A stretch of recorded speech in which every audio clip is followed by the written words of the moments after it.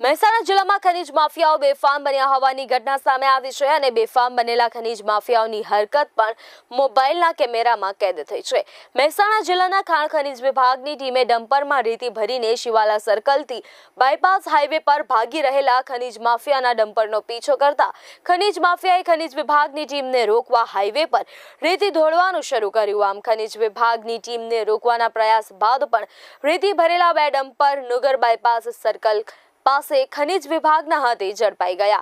ખનીજ માફિયાઓએ હાઈવે પર રેતી દોડીને ખનીજ વિભાગથી બચવાના પ્રયાસ બાદ ખનીજ માફિયા ઝડપાઈ જતા રોષે ભરાયેલા ખનીજ માફિયા મહેશ પટેલે તેના સાગરીતો સાથે ખનીજ વિભાગના અધિકારી યુગીરાજસિંહ પરમાર પર હિચકારો હુમલો કર્યો હતો।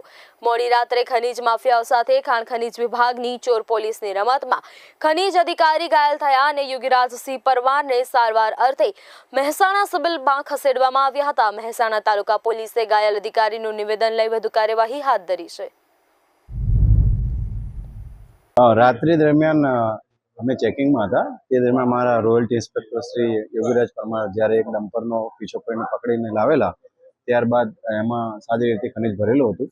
એમને જપ્ત કરી અને મૂકીને નીકળતા હતા ત્યારે જે ડમ્પર માલિક છે તેઓ આવ્યા અને એમની પર હુમલો કરી દીધો અને એમને ગળદાપાટુનો માર અને બીજા 30 હથિયારોથી હુમલો કરેલો છે।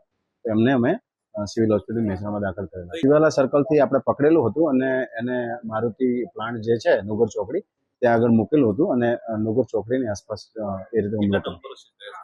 ગઈકાલ રાત્રે 2 ડમ્પર સીઝ કર્યા છે। એમાં જે ડમ્પર છે રોયલ્ટી પાસ વગરનું હતું અને એ ડમ્પરના માલિકે હુમલો કરેલો છે। એટલે જ્યારે કામ કરતી હતી અને એમને ડમ્પર જપ્ત કરીને મૂકી અને નીકળ્યા તો ત્યારબાદ એ માલિકને ખ્યાલ આવ્યો હશે અને માલિક પણ ત્યાં હાજર હોય તેમને આ લાગ્યું હશે એટલા માટે એમણે પાછળથી આ રીતે હુમલો કરેલો છે।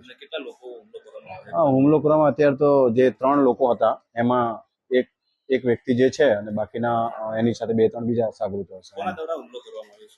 અત્યારે તો એવું જાણવા મળ્યું છે પ્રાથમિક દ્રષ્ટિએ કે ભાઈ મેહુલ પટેલ કરીને જે ડમ્પર માલિક હતા એના દ્વારા હુમલો થયેલો છે।